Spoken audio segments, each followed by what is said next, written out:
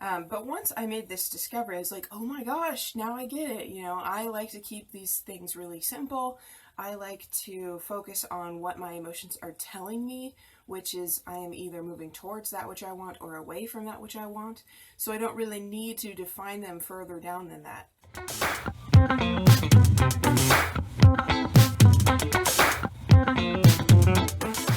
If you can only support creators who provide value and make you think, please consider contributing to my Patreon page the next time you watch one of my videos. Hello everybody and welcome. Today I wanted to talk about emotions and how we as individuals kind of express them and feel them. And the reason I wanted to talk about this is because I had an interesting discovery happen like a couple days ago when I was talking to a hypnotherapist friend of mine who I've been working with for a while. And I told her at one point that I didn't understand how people can, say what they're feeling when they're feeling, because I've never been able to do that, and I've been trying to work towards being able to express hurt when I'm hurt, or, to tell people when something happens that it wasn't okay, or whatever the case may be. And we were talking about it for a little while, and it kind of came down to this whole concept of, well, maybe my left brain and my right brain just don't work well together. I can't feel and think at the same time. It's too complicated. But as we kept talking, I realized that the truth is I am very simplistic when it comes to my emotional state. I tend not to define what I'm feeling in specific terms. So for me, emotions are expressed in either good or bad. That's essentially the extent of the complexity of my emotions. I'm either in alignment or I'm not. And I don't tend to define it further than that. Now, every now and then I will feel a particular emotion, but I do notice that it's usually on the negative side of the scale, where I do define it a little bit further beyond this, kind of like anger. Anger, I recognize within my own body, and I kind of feel the burning sensation, the constriction in the throat, things like that, which is how I recognize it as anger specifically.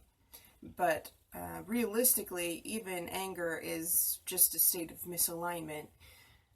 It's an indication that I've been hurt in some way and reacted in a blaming sort of manner. Like I blamed the other person for causing that negative emotion within me. And I personally think that's what anger is really you have a negative reaction and blame somebody else, and therefore you feel anger. And it can be instantaneous. You don't necessarily need to think about it's this person's fault. If you genuinely think it was that person's fault, or if you were feeling fine and then that person came along and said something, then it makes sense that you would automatically pin that negative emotion or that negative state on that individual who brought out that kind of emotion within you. So there are times where I can pinpoint specific emotions, and from what I've seen of my emotional reaction, that usually only occurs on the negative side of the scale. And I think that's because we actually talk about negative emotions a lot more than we talk about positive ones. And even of the negative emotion scale, I pretty much only have 3 that I reference with any regularity. And that would be anger, frustration, and dejection. Feeling low. So those are the 3 states that I tend to use. And you can redefine them however you want. Dejection could be labeled depression. It could be labeled hopelessness. You could rename any of these emotions in any particular way. Anger could be labeled hate. Frustration could be labeled uncertainty. There are all kinds of things that you can divide them further into. But once I made this discovery, I was like, oh my gosh, now I get it. I like to keep these things really simple.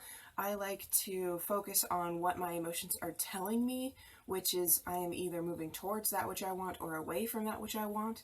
So I don't really need to define them further down than that. This is something similar to what I discovered with muscle testing and releasing emotions held within the body. The teacher that I learned this skill from, he wrote the emotion code and the body code, and he suggests using muscle testing to figure out what emotions are trapped in your body, where they came from, how long they've been there, and all these other things. He really likes to go into the details of this, get to the very base point, the first moment that this occurred, and then release it.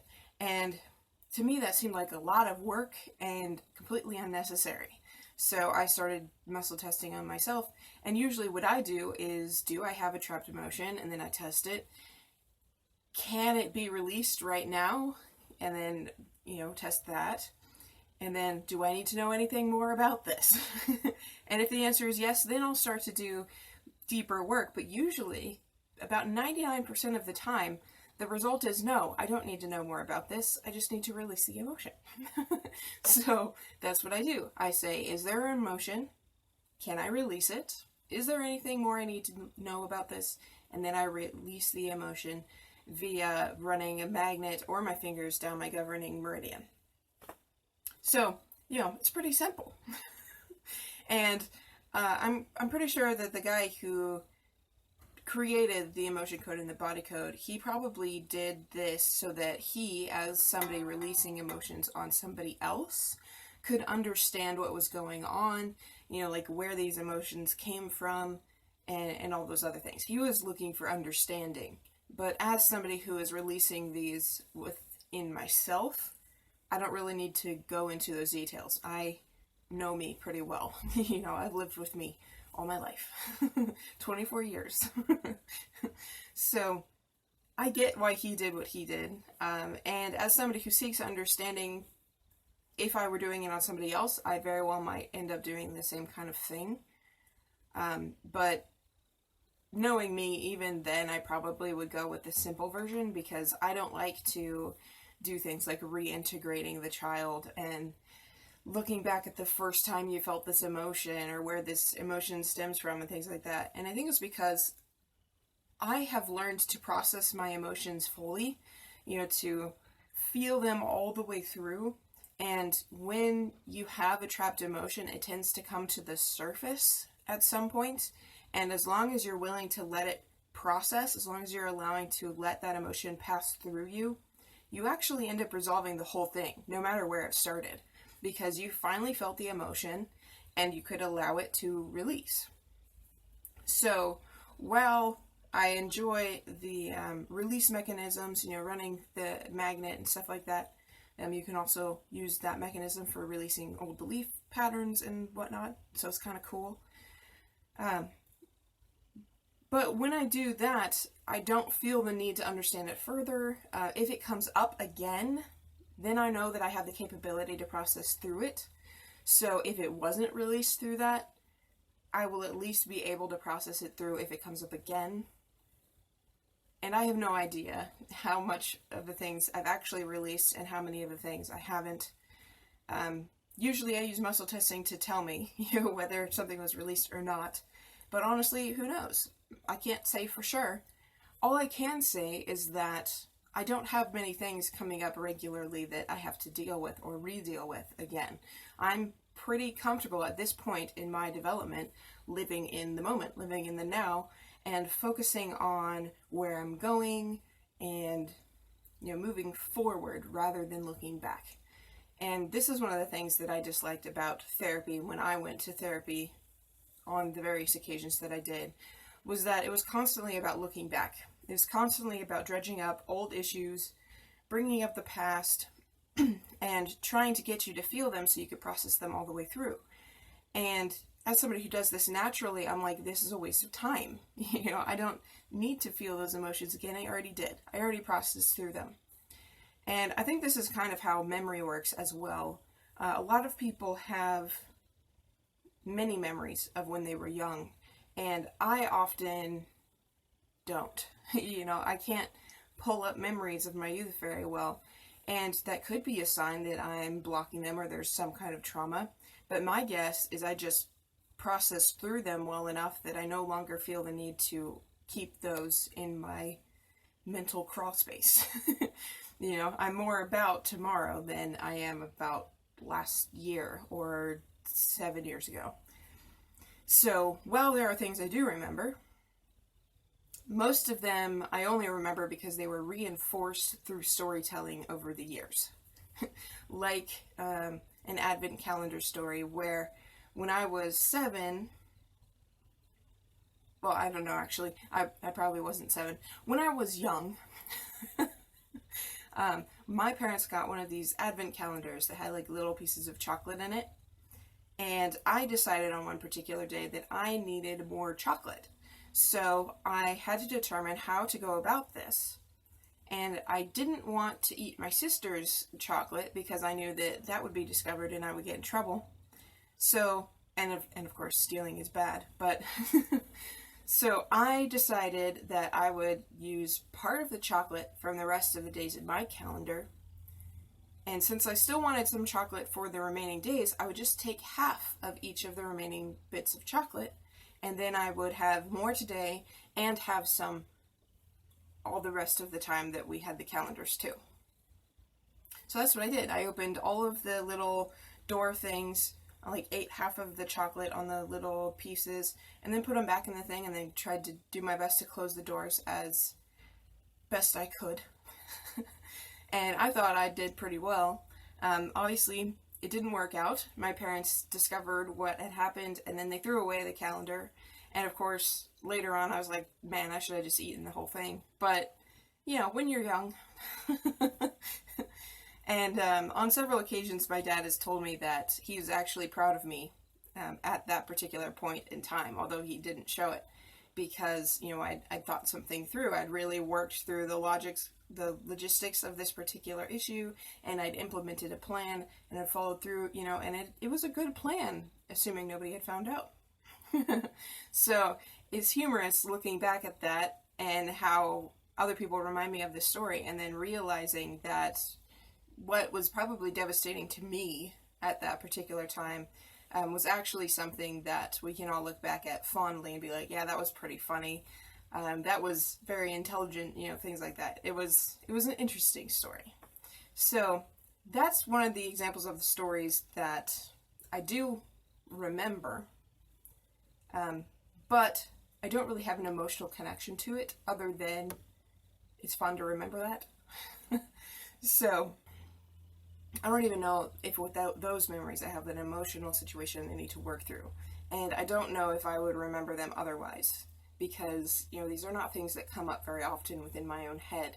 And personally, I think if your subconscious has something that you need to deal with, it's a memory that comes up over and over and over again. And that includes positive emotions. You can have positive emotions trapped in your body. It's humorous how that works. So, you know, whatever the case may be, releasing those trapped emotions is a good thing, but processing through them fully in the moment is probably your best option. So, realistically, if you're somebody like me, you might not feel emotions in the same way that other people do, or you might not voice them in the way that other people do, but that does not mean that the way that you feel emotions is bad, or that you're somehow incorrect or incomplete or, you know, messed up in some particular way. It took me a long time to see this aspect of myself, and I've been doing this work for years.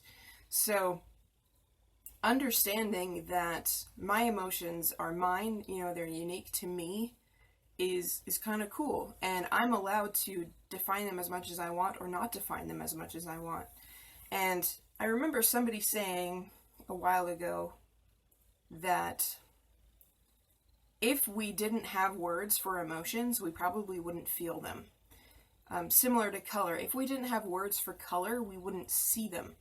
And they've done experiments with this where they brought in an indigenous tribe or something who didn't have a color for blue. So those people couldn't see the color blue, like they just didn't see it. But they could pinpoint dozens of different colors of green that most of us couldn't. You know, they had versions of green that made them much better at distinguishing between varying shades of green. So it was interesting to see that, how because they didn't have words to describe it, they actually didn't see it. They actually didn't notice. And I'd say the same would be true for your emotions or pretty much anything else. If you have a word for it, then you feel it. But if you don't have a word for it, you just feel it, and then you define it later. And when you feel it, like I do, it's not necessarily that you can be like, oh, yep, that's anger. Oh, yep, that's frustration. It's more like, that feels bad. And then when somebody asks you, well, how did it feel? Or where did you feel it? Or what emotion was that? Then you could potentially go back and name it. In my case, that's only really true in a couple of instances. Like I said, dejection, frustration, and anger. Those are pretty much the only emotions I can actually define beyond that they feel bad. So, you may be like me. You may be like other people where you like using words for emotions. You like pinpointing and narrowing it down to as specific as you can get, which is fine. You know, if that works for you, good for you. Doesn't work for me. So, that's pretty much all I wanted to talk about today. I hope that if you're somebody like me who has thought for a while that maybe there was something wrong with you, and this goes kind of in opposition to a video I made earlier, which is what if there's nothing wrong with you?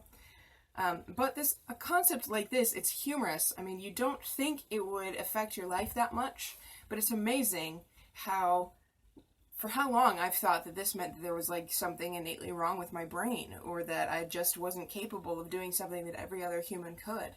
And through recognizing that really it's just expressed differently through me has been very freeing. And then and it allows me to kind of view the world in a new way where I see things simpler. You know, I like to make things simple. I like to make things easy. And other people like to make the world complex.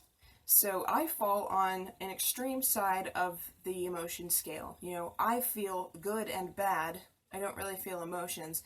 And then there are other people on the other side of the scale, in the extreme side, who feel specific emotions. You know, they can, in a moment, come up with a word for how they feel. And it's completely natural for them to do so. So wherever you fall on the scale, I hope that it opens your eyes a little bit. You know, it definitely did mine. And it's so cool to me to recognize that this too is a scale. You know, you fall somewhere along the spectrum, and wherever you fall, it's okay. So that's all. Thanks for watching. Make sure to click the like button if you like this video, subscribe to the channel, click the notification bell, and if you have any comments, questions, ideas, future video concepts you wish I would discuss, feel free to leave those in the comment section, and I will do my best to respond appropriately. And thanks for watching. I will talk to you again soon. Bye.